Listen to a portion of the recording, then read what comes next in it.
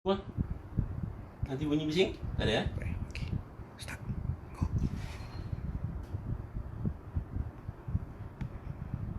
Okay, go. Assalamualaikum warahmatullahi wabarakatuh dan selamat malam, salam sejahtera.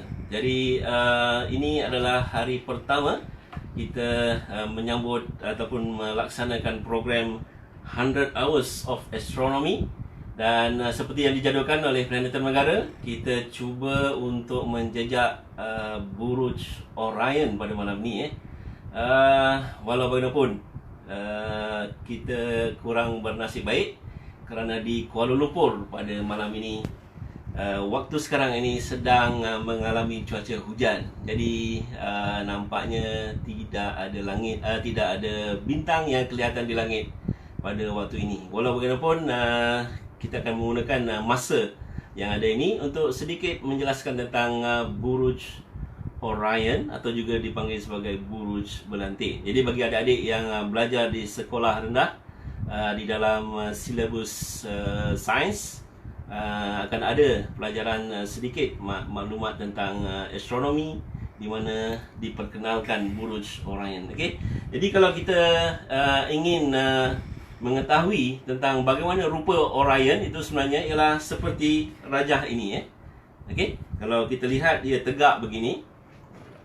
Dan ciri yang paling penting untuk kita mengenali Buruj Orion ialah ada 3 bintang sebaris.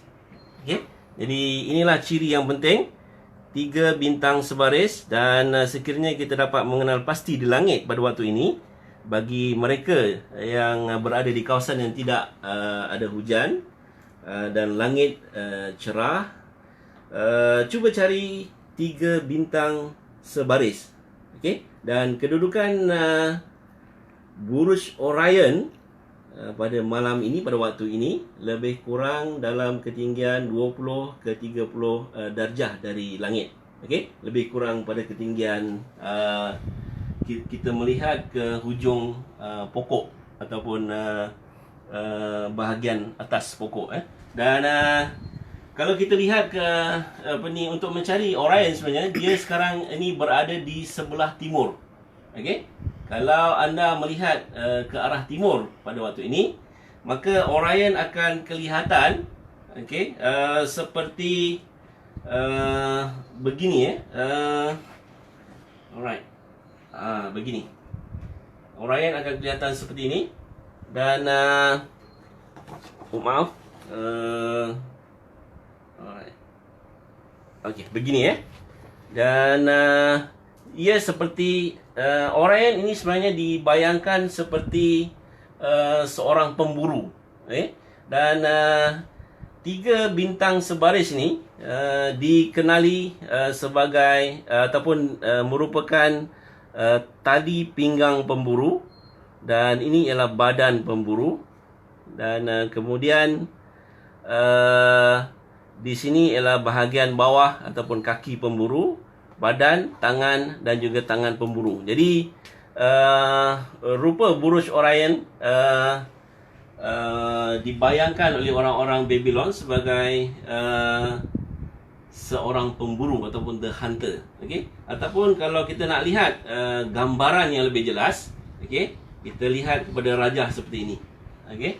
Jadi di sinilah 3 bintang sebaris tadi sebagai bahagian pinggang pemburu, badan pemburu, dan ini ialah tangan kanan pemburu yang memegang senjata, dan tangan kirinya memegang objek yang diburu. Okey, jadi ini seperti ada haiwan yang telah berjaya ditangkap oleh Orion.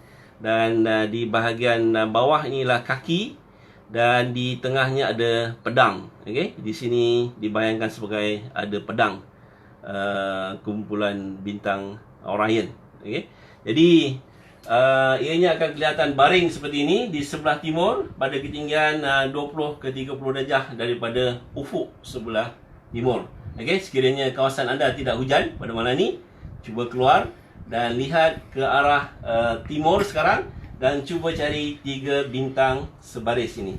Okey, dan ada juga yang menggambarkannya. Okey, mungkin lebih ringkas sedikit daripada ni, iaitu Buruj Orion sebagai juga mungkin seorang bukan pemburu ni, dia adalah seorang tentera ataupun pejuang yang mempunyai shield di sebelah tangan kiri ni, ataupun alat untuk menangkis musuh, dan juga memegang senjata di sebelah kanan. Jadi kita boleh bayangkan dia seperti seorang tentera ataupun pejuang. Dan Orion juga sebenarnya dibayangkan ataupun diberi nama terutamanya bagi kita di Nusantara. Dalam bahasa Melayu, Orion juga dikenali sebagai buruj belantik. Jadi belantik ini sebenarnya ialah bermaksud jerat yang dipasang biasanya di hutan untuk pemburu ataupun pemangsa yang cuba mendapatkan mangsa dari segi seperti haiwan untuk makanan. Dan jerat itu dinamakan belantik, dan bentuknya seperti yang kita boleh lihat sekarang. Jadi di Nusantara kita, pemburu yang dibayangkan oleh orang-orang Babylon, datuk nenek moyang kita telah membayangkannya sebagai jerat. Kita boleh bayangkan ini adalah kalau pemburu tadi, badannya, tali pinggang dan kaki, kini dibayangkan di Nusantara kita ni sebagai jerat untuk memerangkap ataupun menangkap haiwan yang ingin dikorbankan di hutan. Jadi bahagian kiri ini merupakan kayu untuk memegang 3 kayu runcing yang lebih kecil dan panjang. Jadi 3 bintang sebaris bahagian pinggang pemburu tadi dibayangkan sebagai satu kayu yang runcing dan tajam, dan diikuti oleh 2 lagi kayu yang sekiranya jerat ini dilepaskan, dia akan mengenai haiwan yang diburu atau yang diperangkap. Dan untuk gambaran yang lebih jelas lagi, terdapat satu lukisan yang mungkin lebih baik, iaitu 3 bintang sebaris itu merupakan salah satu objek tajam yang panjang yang dilekatkan kepada kayu yang boleh melenting. Dan di bawah ini ada satu lagi kayu tajam, dan diikat pada 2 kayu di tanah. Dan kayu yang boleh melenting atau melentur itu diikat dengan tali.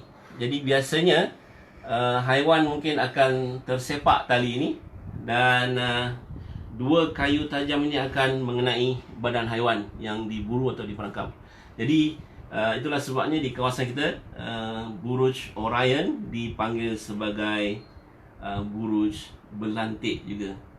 Jadi Buruj Orion ini juga sebenarnya sangat popular di kalangan datuk nenek moyang kita dahulu, kerana Buruj Orion di kawasan Nusantara ini boleh digunakan untuk menentukan arah bagi pelayaran. Jadi pelayar-pelayar pedagang di Nusantara ini telah menggunakan 3 bintang sebaris ini. Terutamanya bagi yang beragama Islam, ianya boleh digunakan untuk menentukan arah kiblat. Jadi kiblat juga boleh memberitahu tentang arah barat dan ke hadapan sana.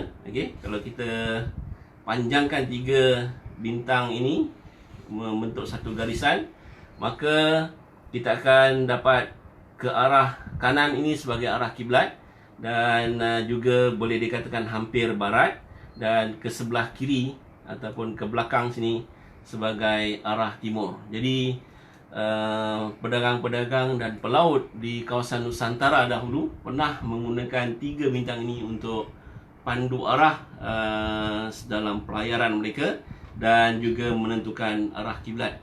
Dan inilah antara keistimewaan Buruj Orion ataupun buruj belantik.